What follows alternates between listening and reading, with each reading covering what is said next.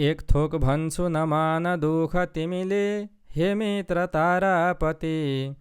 तिम्रा यी जति छन् जहानहरू त लर्न्या रह्या छन् अति। शून्य दन्त बझान आज घरको करकर गर्याको उसै। भर रात जाग्रत झैँ भयो मकनता, लागेन निद्रा कसै। धन इज्जत घरबार देख्छु बढिया, छैनन् कुनै चिज कमी। बुहारी यदि कर्कसा हुन गया, क्या घर गरौला तिमी। साह्रै शोक उठ्यो मलाई र बधु, शिक्षा बनाया पनि। यसले पत्नी बुहारी छोरीहरूको तालिम गरौला भनी।